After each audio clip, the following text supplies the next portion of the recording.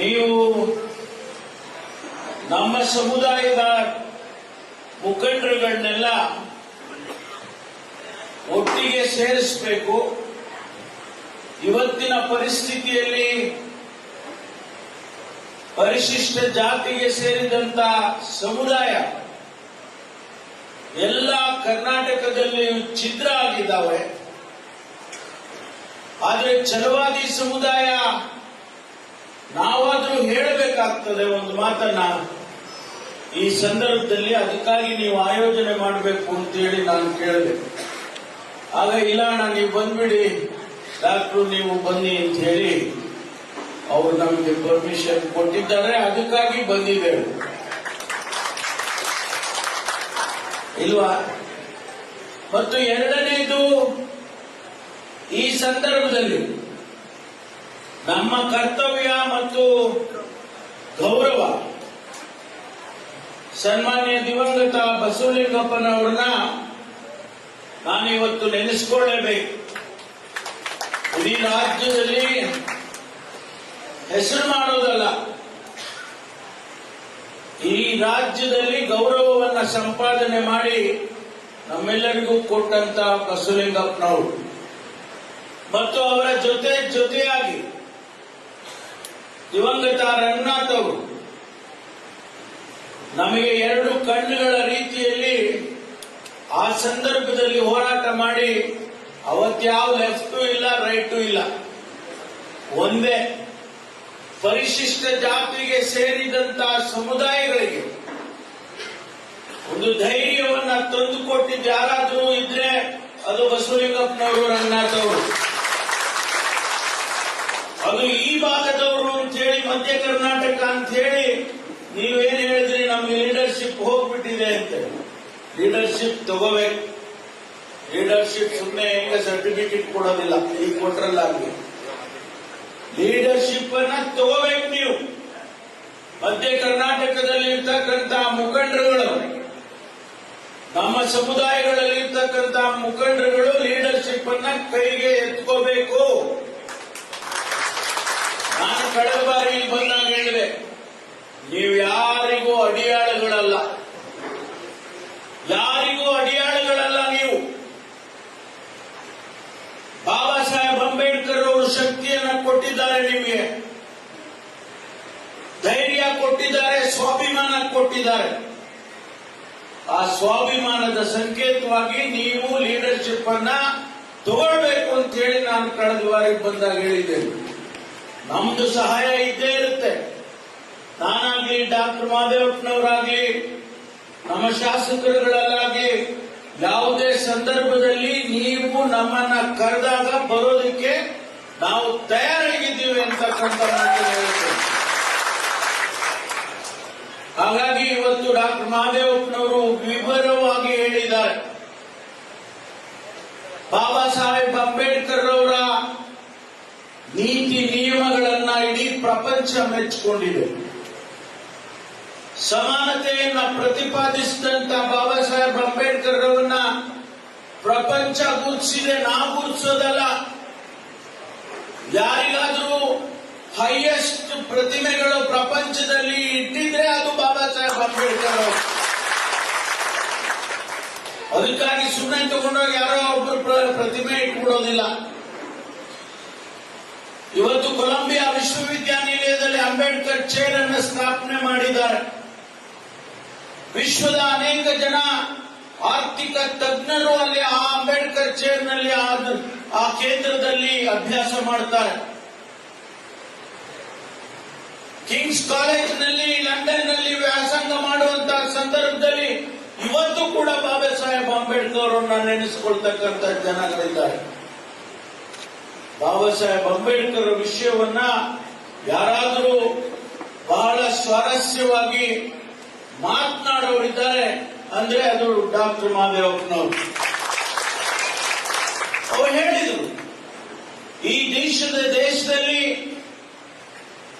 ವಿವಿಧ ಪದರಗಳನ್ನು ಸೃಷ್ಟಿ ಮಾಡಿ ಹೋಗಿದ್ದಾರೆ. ವರ್ಣಾಶ್ರಮ ಧರ್ಮವನ್ನು ಪ್ರತಿಪಾದನೆ ಮಾಡಿ ನಮ್ಮನ್ನ ಹೊಡೆದು ಆಳಿ ಇವತ್ತಿಗೂ ಕೂಡ ಅದು ನಡೀತಾ ಇದೆ ಅನ್ನೋದನ್ನ ಬಹಳ ಸ್ವಾರಸ್ಯವಾಗಿ ಹೇಳಿದರು. ಇದು ಬದಲಾಗಬೇಕು, ಭಾರತ ಬದಲಾಗಬೇಕು. ಅದಕ್ಕಾಗಿ ನಮ್ಮ ಹೋರಾಟಗಳು ನಡೀಬೇಕು. ಯಾರು ನಾವು ಶಾಸಕರಿದ್ದೇವೆ, ಮಂತ್ರಿಗಳಿದ್ದೇವೆ, ಅವರು ಅಷ್ಟೇ ಉದ್ಧಾರ ಆದರೆ ಸಾಲೋದಿಲ್ಲ. ಆ ಗುಡಿಸಿನಲ್ಲಿ ಇರ್ತಕ್ಕಂಥ ವ್ಯಕ್ತಿ ಅವರ ಜೀವನ ಉತ್ತಮ ಆದ್ರೆ ಮಾತ್ರ ಅದು ಬಾಬಾ ಸಾಹೇಬ್ ಅಂಬೇಡ್ಕರ್ ಅವರಿಗೆ ನಾವು ಕೊಟ್ಟಂತ ಗೌರವ ಆಗುತ್ತೆ. ಅದಕ್ಕಾಗಿ ಇವತ್ತು ನಾನು ಹೆಚ್ಚು ವಿವರವಾಗಿ ಬೇರೆ ಬೇರೆ ವಿಷಯಗಳನ್ನ ಮಾತನಾಡೋದಕ್ಕೆ ಹೋಗೋದಿಲ್ಲ. ಸಮಯನೂ ಆಗಿದೆ, ನಮಗೆ ಬೇರೆ ಕಾರ್ಯಕ್ರಮಗಳು ಇದ್ದಾವೆ. ಆದ್ರೆ ಒಂದು ಮಾತನ್ನ ಹೇಳೋದಕ್ಕೆ ಬಯಸ್ತೇನೆ. ನಾನಾಗ್ಲಿ, ಡಾಕ್ಟರ್ ಮಾದೇವಪ್ಪನವರಾಗ್ಲಿ, ಪ್ರಿಯಾಂಕ್ ಖರ್ಗೆ ಅವರಾಗ್ಲಿ, ನಾವೇನು ಮಂತ್ರಿಗಳಾಗಿದ್ದೇವೆ, ನಮ್ಮ ಸಮುದಾಯದ ಸ್ವಾಭಿಮಾನಕ್ಕೆ ಯಾವ ತ್ಯಾಗಕ್ಕೂ ಸಿದ್ಧ ಇದ್ದೇವೆ ಎನ್ನುವುದನ್ನ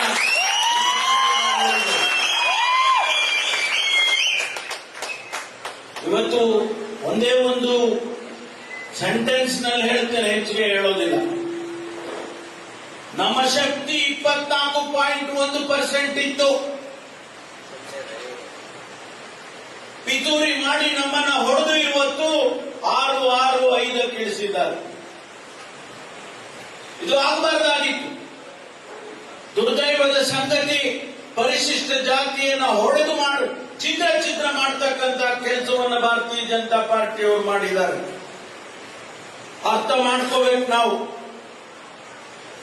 ನಾವು ಹೇಗೆ ಬಾಳಬೇಕು ಮುಂದಿನ ದಿನಗಳಲ್ಲಿ ಅನ್ನೋದನ್ನ ನಾವು ಅರ್ಥ ಮಾಡ್ಕೋಬೇಕು. ಅದಕ್ಕಾಗಿ ಇವತ್ತು ನಾನು ತಮ್ಮಲ್ಲಿ ಛಲವಾದಿ ಸಮುದಾಯದವರನ್ನ ಕೇಳೋದಕ್ಕೆ ಬಂದಿದ್ದೇನೆ. ನೀವು ಒಗ್ಗಟ್ಟಾಗಿರ್ಬೇಕು. ಯಾರೋ ಬಂದು ಹೇಳ್ಬೋದು ನಿಮಗೆ, ಆದ್ರೆ ಯಾರ ಮಾತನ್ನು ಕೂಡ ನೀವು ಕೂಡದು ನಮ್ಮ ಸಮುದಾಯ ಒಗ್ಗಟ್ಟಾಗಿ ಇರಲೇಬೇಕು ಅನ್ನುವಂತ ಮಾತನ್ನ ಹೇಳೋದಕ್ಕೆ ಬರ್ತೇನೆ. ಬಾಬಾ ಸಾಹೇಬ್ ಅಂಬೇಡ್ಕರ್ ಅವರಿಗೆ ಅವಮಾನ ಮಾಡಿದ್ರೆ ಸಹಿಸ್ತೀರಾ? ನೀವು ಸಹಿಸ್ತೀರೇನ್ರಿ? ಆ ಕಿಚ್ಚು ನಿಮ್ಮಲ್ಲಿ ಪ್ರತಿಯೊಬ್ಬರಿಗೂ ಬರಬೇಕು. ಇವತ್ತು ಮಾನ್ಯ ಶಿವಶಂಕರಪ್ಪನವರು ಈ ಭಾಗಕ್ಕೆ ಮಾಡಿರ್ತಕ್ಕಂಥ ಕೆಲಸ, ಸೇವೆ, ಇವತ್ತು ಅವರು ನಮ್ಮನ್ನ ಅಗಲಿ ಹೋಗಿದ್ದಾರೆ. ಅವರು ವಯಸ್ಸಾಯ್ತು, ಅವರು ಭಗವಂತ ಅವರಿಗೆ ಅಷ್ಟೇ ಆಯಸ್ಸು ಅಂತೇಳಿ ಕರ್ಕೊಂಡ. ಆದರೆ ಇವತ್ತು ನಾವು ನಮ್ಮ ಹೈಕಮಾಂಡ್ನವರು ಅವರ ಕುಟುಂಬವನ್ನ ಗುರುತಿಸಿ ಆ ಸಮರ್ಥನಿಗೆ ಟಿಕೆಟ್ ಅನ್ನ ಕೊಟ್ಟಿದ್ದಾರೆ. ನಮ್ಮ ಕರ್ತವ್ಯ ಏನು? ಕಾಂಗ್ರೆಸ್ ಅನ್ನು ಗೆಲ್ಲಿಸಿಕೊಳ್ಬೇಕಾದಂಥದ್ದು ನಮ್ಮ ಕರ್ತವ್ಯ. ಪರಿಶಿಷ್ಟ ಜಾತಿಯ ಜನ ಕಾಂಗ್ರೆಸ್ಸಿನ ವಿರುದ್ಧವಾಗಿ ಮಾತನಾಡಿದ್ರು ಕೂಡ ಅದು ಅವರಿಗೆ ಒಳ್ಳೆಯದಲ್ಲ. ಈ ದೇಶದಲ್ಲಿ ಏನಾದರೂ ಅವರು ಬೆಳಕಿಗೆ ಬಂದಿದ್ರೆ, ಅವರಿಗೆ ಧ್ವನಿ ಸಿಕ್ಕಿದ್ರೆ, ಬದಲಾಗಿದ್ರೆ, ಅವರ ಜೀವನ ಒಂದಿಷ್ಟು ಉತ್ತಮ ಆಗಿದ್ರೆ ಅದು ಕಾಂಗ್ರೆಸ್ ಪಕ್ಷದಿಂದ ಅನ್ನೋದನ್ನ ಯಾವತ್ತೂ ಕೂಡ ಮರೆಯಬಾರದು. ಈಗ ಬಂದವರು ನಾಟಕ ಆಡೋದು, ಭಾರತೀಯ ಜನತಾ ಪಾರ್ಟಿಯವರು ಈಗ ಬಂದಿದ್ದಾರೆ ನಾಟಕ ಆಡೋದಕ್ಕೆ. ಯಾವ ಮಹತ್ವದ ಕೆಲಸ ಮಾಡಿಕೊಟ್ಟಿದ್ದಾರೆ ನಮ್ಗೆ ಅಂತ ಹೇಳಿ ನೋಡೋಣ. ಅದೇಬ್ರು ಹೇಳಿದ್ರು, ಯಾವ ಕಾರ್ಯಕ್ರಮ ಕೊಟ್ಟಿದ್ದಾರೆ? ಇವತ್ತು ಇಷ್ಟು ವರ್ಷ 2014ರಿಂದ ಇಲ್ಲಿಯವರೆಗೂ ಕೇಂದ್ರದಲ್ಲಿ ಆಡಳಿತ ಮಾಡಿದ್ದೀರಲ್ಲ, ಒಂದು ಕಾನೂನು ಮಾಡಿದ್ದೀರಾ? ನಿಮಗೆ ತಾಕತ್ತಿದ್ರೆ ಈ ದೇಶದಲ್ಲಿ ಜಾತೀಯತೆ ನಿರ್ಮೂಲನೆ ಮಾಡ್ತೇವೆ ಅಂತ ಒಂದು ಸ್ಟೇಟ್ಮೆಂಟ್ ಕೊಡಬೇಕಾಗಿತ್ತು. ನಿಮಗೆ ಬೇರೆ ಬೇರೆದಕ್ಕೆ ದುಡ್ಡಿದೆ, ಬೇರೆ ಬೇರೆ ಕಾರ್ಯಕ್ರಮ ಘೋಷಣೆ ಮಾಡೋದಕ್ಕೆ ನಿಮಗೆ ಶಕ್ತಿ ಇದೆ. ಆದ್ರೆ ಈ ದೇಶದಲ್ಲಿ ಜಾತೀಯತೆ ದೇಶವನ್ನ ತಿಂತಾ ಇದೆ, ಇದು ಇರಬಾರ್ದು ನಾವು ಅಂತ ಹೇಳಿ ನೀವು ಘೋಷಣೆ ಮಾಡಿದ್ರ ಮಾಡಕ್ ಸಾಧ್ಯ ಇಲ್ವಾ? ಈ ದೇಶದಲ್ಲಿ ಬಡತನ ನಿರ್ಮೂಲನೆ ಮಾಡಬೇಕು, ಈ ದೇಶದಲ್ಲಿ ಜಾತೀಯತೆ ಹೋಗ್ಬೇಕು. ಈ ಎರಡು ಆದ್ರೆ ಮಾತ್ರ ಈ ದೇಶ ಉದ್ಧಾರ ಆಗ್ಬೇಕು. ಅದಕ್ಕಾಗಿ ನಿಮ್ಮಲ್ಲಿ ಯಾವುದು ರೋಡ್ ಮ್ಯಾಪೇ ಇಲ್ವಲ್ರಿ. ಇವತ್ತು ಯಾವ ಮುಖ ಇಟ್ಕೊಂಡು ಬಂದು ಮತ ಕೇಳ್ತೀರಿ? ಆ ಬಡವರಿಗೆ ಏನ್ ಕಾರ್ಯಕ್ರಮ ಮಾಡ್ತೀರಿ? ಕೊಟ್ಟಿದ್ರಿ ನೀವು ಅಧಿಕಾರದಲ್ಲಿದ್ದಾಗ. ನಾವು ಗುರುತಿಸ್ಬೇಕು. ನಮ್ ಗ್ಯಾರಂಟಿ ಕಾರ್ಯಕ್ರಮ ಬಡತನ ನಿರ್ಮೂಲನೆ ಮಾಡುವಂತ ಕಾರ್ಯಕ್ರಮ, ಅವರ ಆರ್ಥಿಕ ಶಕ್ತಿಯನ್ನು ಹೆಚ್ಚು ಮಾಡಬೇಕು ಅಂತೇಳಿ ನಾವು ಕೊಟ್ಟಿರ್ತಕ್ಕಂಥ ಕಾರ್ಯಕ್ರಮ. ಹೇಳಿದ್ರು. ನಾವು ಬಹಳ ಚರ್ಚೆ ಮಾಡಿದ್ವಿ. ನನ್ನನ್ನು ನಮ್ಮ ಪಕ್ಷದವರು ಪ್ರಣಾಳಿಕೆ ಬರೆಯೋದಕ್ಕೆ ಅವಕಾಶ ಕೊಟ್ಟರು. ಸಿದ್ದರಾಮಯ್ಯನವರು, ಶಿವಕುಮಾರ್ ಅವರು, ನಮ್ಮ ಅಖಿಲ ಭಾರತ ಕಾಂಗ್ರೆಸ್ ಪದವಿ ಅಧ್ಯಕ್ಷರು ಖರ್ಗೆ ಅವರು. ಆ ಸಂದರ್ಭದಲ್ಲಿ ನಾವೆಲ್ಲ ಚರ್ಚೆ ಮಾಡಿ ಯಾವ ಕಾರ್ಯಕ್ರಮ ಕೊಟ್ರೆ ಅದು ಬಡವರಿಗೆ ತಲುಪುತ್ತೆ, ಬರೇ ನಮ್ಗೆ ಓಟ್ ಹಾಕುತ್ತೆ ಅನ್ನೋ ಕಾರ್ಯಕ್ರಮ ಅಲ್ಲ ಅದು. ಆ ಬಡವರಿಗೆ ಬಜೆಟ್ ನಲ್ಲಿ ಸಿದ್ದರಾಮಯ್ಯನವರು 52,000 ಕೋಟಿ ರೂಪಾಯಿನ ಈ ಕಾರ್ಯಕ್ರಮಕ್ಕೆ ತೆಗೆದಿಡ್ತಾರೆ ಅಂತ ಹೇಳಿದ್ರೆ ಅದು ಸಾಮಾನ್ಯನಾ? ಅದು ಅದೇ ಬರೀ ಓಟ್ ಹಾಕಿಸ್ಕೊಳ್ಳೋಕೆನ? ಓಟ್ ಇರ್ಲಿ, ಅದು ಒಂದು ಕಡೆ ಇರಬಹುದು, ಆದ್ರೆ ಅವರ ಆರ್ಥಿಕ ಶಕ್ತಿಯನ್ನ ಉತ್ತಮ ಮಾಡುವಂತ ಕಾರ್ಯಕ್ರಮವನ್ನ ಈಗ ಟೀಕೆ ಮಾಡ್ತಿದ್ರಲ್ಲ. ಈಗ ಯಾಕಪ್ಪ ನೀವು ಬೇರೆ ಬೇರೆ ರಾಜ್ಯದಲ್ಲಿ ಕೊಡ್ತಾ ಇದ್ದೀರಾ? ನಿಮ್ಮ ಪ್ರತಿಯೊಂದು ಎಲೆಕ್ಷನ್ ಅಲ್ಲೂ ಕೂಡ ಇವತ್ತು ಎಲ್ಲ ರಾಜ್ಯದಲ್ಲೂ 17 ಬರ್ತಾ ಇದ್ದೀರಾ. ಬಿಹಾರದಲ್ಲಿ ಅವ್ರು ಹೇಳಿದ್ರೆ ನಾವು ಹೋಗಿದ್ದು, ಬಿಹಾರಕ್ಕೆ ನಾವೆಲ್ಲ ಹೋಗಿದ್ವಿ. 6 ತಿಂಗಳು ಮುಂಚೆ 10,000 ಕೋಟಿ ಅವರು 10,000 ರೂಪಾಯಿನ ಅವರ ಅಕೌಂಟ್ಗೆ ಹಾಕ್ಬಿಟ್ರು. ನೀವ್ ಯಾಕೆ ಮಾಡಿದ್ರಿ ಹಾಗಾದ್ರೆ? ನೀವೇನು ಮತಕ್ಕೋಸ್ಕರ ಹಾಕ್ಲಿಲ್ವಾ ನೀವು? ಆದ್ರಿಂದ ಸ್ನೇಹಿತರೆ, ಇಷ್ಟೇ ನಾನು ಹೇಳ್ತೀನಿ, ಪ್ರತಿಯೊಬ್ಬ ಛಲವಾದಿ ಅಣ್ಣತಮ್ಮ ನಿಮ್ಮ ಮನೆಗಳಿಗೆ ಹೋಗಿ, ಅವ್ರು ಹೇಳಿದ್ರು ನಮ್ಮ ಸಂಪತ್ತು ಪಂಚ್ ಮಾಡಬೇಕು, ಆಮೇಲೆ ಯಾರಿಗಾರ ಪಂಚ್ ಮಾಡಿಬಿಟ್ಟಿರ. ನೀವು ಪ್ರತಿಯೊಂದು ಮನೆಗೆ ಹೋಗಿ ಮನವೊಲಿಸಿ ಅವರಿಗೆ ಕಾಂಗ್ರೆಸ್ ಪಕ್ಷಕ್ಕೆ ಸಮರ್ಥನೆಗೆ ವೋಟ್ ಹಾಕ್ಲೇಬೇಕು ಅಂತ ಹೇಳಿ ನೀವು ಹಾಕಿಸ್ಬೇಕಾಗ್ತದ ಕೆಲಸ ನಿಮಗಾಗಬೇಕು ಅಂತಕ್ಕಂಥ ಮಾತನ್ನ ನಾನು ಈ ಸಂದರ್ಭದಲ್ಲಿ ಹೇಳ್ತೇನೆ. ಯಾಕೆಂದ್ರೆ ನನಗೆ ವಿಶ್ವಾಸ ಇದೆ, ನಂಬಿಕೆ ಇದೆ, 100ಕ್ಕೆ 100 ಸಮರ್ಥ ಗೆದ್ದಿದ್ದಾನೆ ಅಂತೇಳಿ ನನಗೆ ವಿಶ್ವಾಸ ಇದೆ. ಆದ್ರೆ ನಿಮ್ ಪಾಲೇನು? ನಿಮ್ಮದು ಪಾಲಿರ್ಬೇಕಲ್ಲ ಅಲ್ಲಿ. ಅದಕ್ಕಾಗಿ ನಾವು ಇವತ್ತು ಇಲ್ಲಿ ಬಂದಿದ್ದೇವೆ.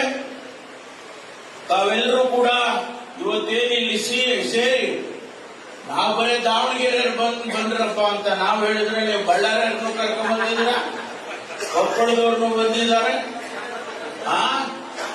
ಚಾಮರಾಜನಗರದವರು ಬಂದವ್ರೆ, ತುಮಕೂರಿನವರು ಬಂದವ್ರೆ, ಅಗ್ರಿಬೊನ್ನಳ್ಳಿಯವರು ಬಂದವ್ರು. ಸಂತೋಷ, ನೀವೆಲ್ಲ ಬಂದಿರ್ತಕ್ಕಂಥ. ಮುಂದಿನ ದಿನಗಳಲ್ಲಿ ಈ ದಾವಣಗೆರೆಯಲ್ಲಿ ಒಂದು ಅತಿ ದೊಡ್ಡ ಕಾರ್ಯಕ್ರಮ, ಛಲವಾದಿ ಮಹಾ ಸಮ್ಮೇಳನ ಆಗಬೇಕು ಅಂತಕ್ಕ ಬಹುದಿನದ ನಿರೀಕ್ಷೆ ಇದೆ. ಕನಿಷ್ಠ ಒಂದು 10 ಲಕ್ಷ ಜನ ಆದ್ರೂ ಕೂಡ ಸೇರ್ಬೇಕು. ಯಾಕೆ ಅಂತ ಹೇಳಿದ್ರೆ ಗೊತ್ತಾಗ್ಬೇಕ್ರಿ, ಇಷ್ಟು ಜನ ಇದಾರಪ್ಪ ಅಂತ ಗೊತ್ತಾಗಿಲ್ಲ. ಮೊನ್ನೆ ನೀವು ಬೆಂಗಳೂರಿನಲ್ಲಿ ಸೇರಿದ್ದಕ್ಕೆ ಸ್ವಲ್ಪ ಗೊತ್ತಾಯ್ತು, ಓಹೋ ಇವರು ಇಷ್ಟೊಂದು ಜನ ಇದಾರಪ್ಪ ಅಂತ. ಸ್ಯಾಂಪಲ್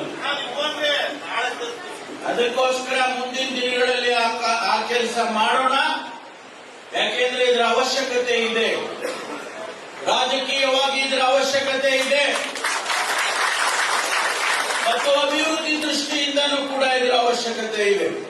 ಅದಕ್ಕಾಗಿ ಮುಂದಿನ ದಿನಗಳಲ್ಲಿ ಮಾಡೋಣ ಅಂತಕ್ಕಂಥ ಮಾತನ್ನ ಹೇಳಿ, ನನಗೆ ಸಂಪೂರ್ಣವಾದ ಭರವಸೆ ನಿಮ್ಮ ಮೇಲಿದೆ. ಎಲ್ಲ ನಮ್ಮ ಸಮುದಾಯದವರು, ಯಾಕೆಂದ್ರೆ ಸಮುದಾಯದವರೇ ಸೇರಿದ್ದಾರೆ ಅಂತೇಳಿ ಆ ಮಾತನ್ನು ಹೇಳ್ತೇನೆ. ನಾವು ಆಚೆ ಹೋದಾಗ ಎಲ್ಲ ಸಮುದಾಯನೂ ರಿಕ್ವೆಸ್ಟ್ ಮಾಡಿಕೊಳ್ತೇನೆ ಒಬ್ಬ ಪಕ್ಷದ ಮುಖಂಡನಾಗಿ. ಹಾಗಾಗಿ ಇವತ್ತು ತಾವುಗಳು ನಮಗೆಲ್ಲ ಗೌರವ ಬರಬೇಕು ಅನ್ನೋದಾದ್ರೆ ಒಂದು ಓಟ್ ಕೂಡ ಮಿಸ್ ಆಗಬಾರ್ದು, ಒಂದು ಓಟ್ ಮಿಸ್ ಆಗಬಾರ್ದು. ಅದನ್ನ ನೀವು ಸಮರ್ಥನೆಗೆ ಹಾಕುವುದರ ಮೂಲಕ ಅವನನ್ನ ಗೆಲ್ಲಿಸಿಕೊಡ್ಬೇಕು ಅಂತೇಳಿ ನಾನು ನಿಮ್ಮಲ್ಲಿ ಮನವಿ ಮಾಡಿಕೊಂಡು ತಮ್ಮೆಲ್ಲರಿಗೂ ಕೂಡ ನನ್ನ ಅಭಿನಂದನೆಗಳನ್ನ ಹೇಳಿ ನನ್ನ ಮಾತು ಮುಗಿಸ್ತೀನಿ. ಎಲ್ಲರಿಗೂ ನಮಸ್ಕಾರ.